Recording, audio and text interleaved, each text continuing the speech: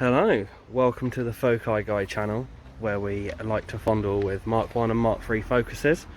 Obviously at the moment I've got a Mark 3 focus, so 2012 2-litre diesel titanium, and we today are doing the rear bumper fix with the leak.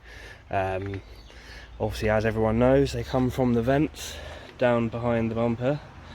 I've watched a few videos of this, and they're all a bit confusing, to be fair, so I thought I'd just clear up sort of what you need. So what you need to do, how you need to do it. Obviously stripped out everything apart from this because I can't get it out at the moment, so if I can be bothered to take all the cabling out to remove that, then I will.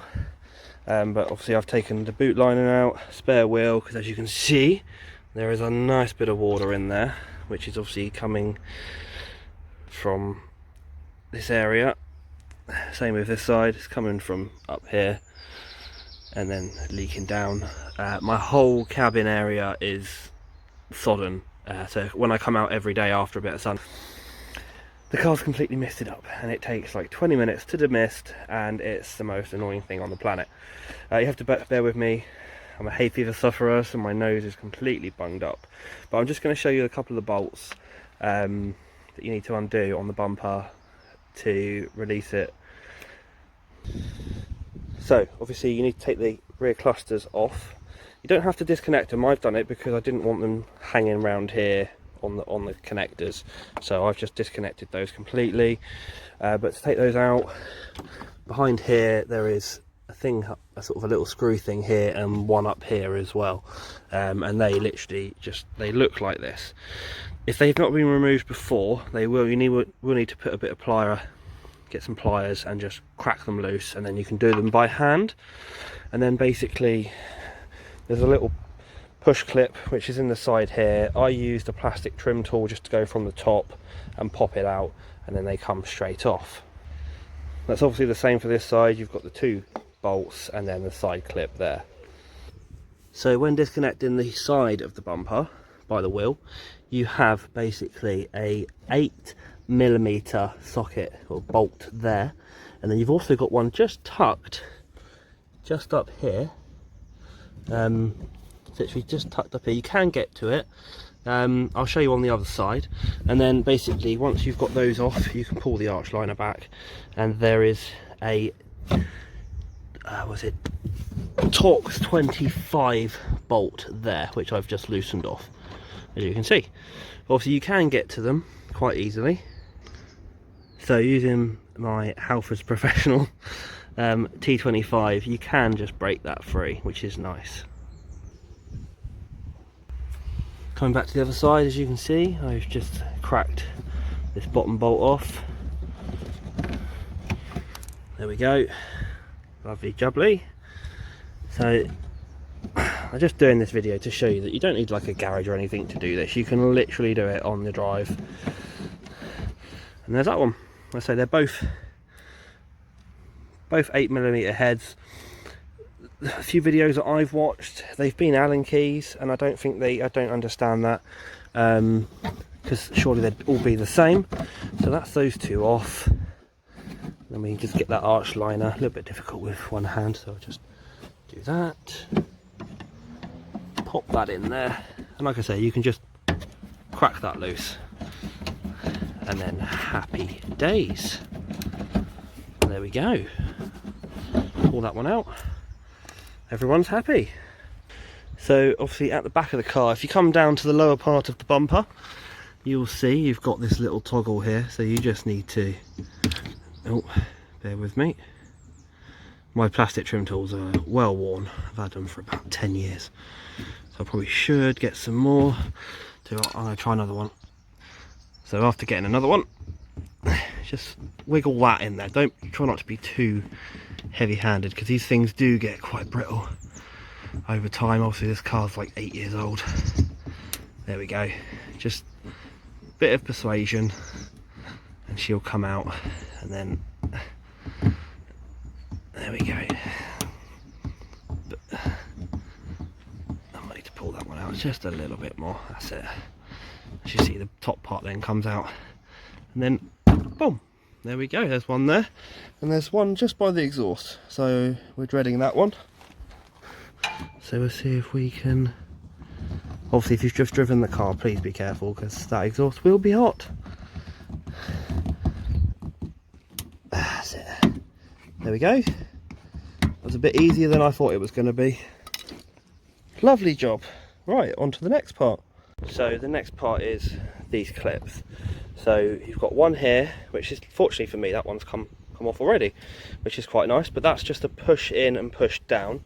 So if you get a flat blade screwdriver, so yeah, if you get a flat blade screwdriver, you can basically push that in and pop that down, and then basically it's a case of pushing these ones down, and then hopefully we should be able to get the bumper off. So let's have a look. It's probably going to be quite brittle because it's quite cold out today. So let's see if we can. There we go. There's one bit of it. Just got to pull the side part of the bumper out down the bottom. It should just pop out. So he says. It's coming. It's coming. Right, we've definitely got that bit out. So there we go. Just pop that all aside. Look at that, look. Lovely jubbly. So now we should be able to remove the entire bumper.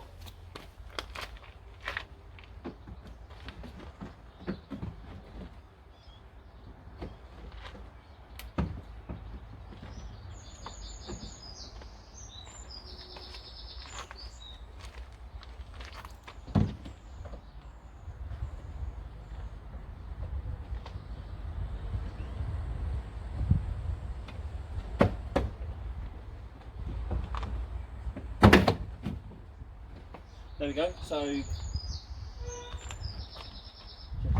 fortunately, I don't have any parking sensors or anything else.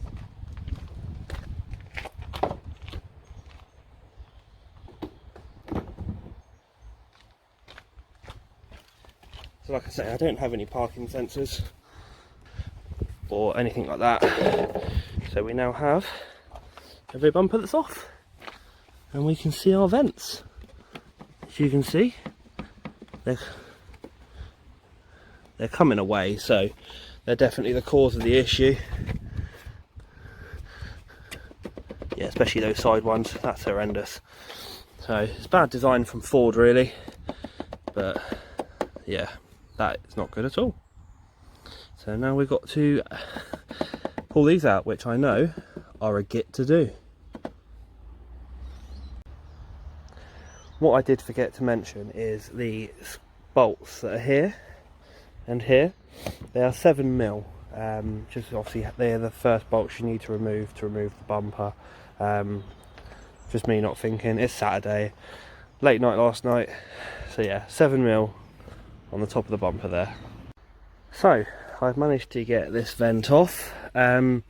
What I will say is just be like super careful, because these clips are very brittle, and I've managed to snap off 2, which is always good. But basically you just put a screwdriver under there, and you just gently prise them out, and you should be good. But you might find there's a good centimetre of water in there, but there is a little bung here, so I'm gonna try and pop that out and release the water.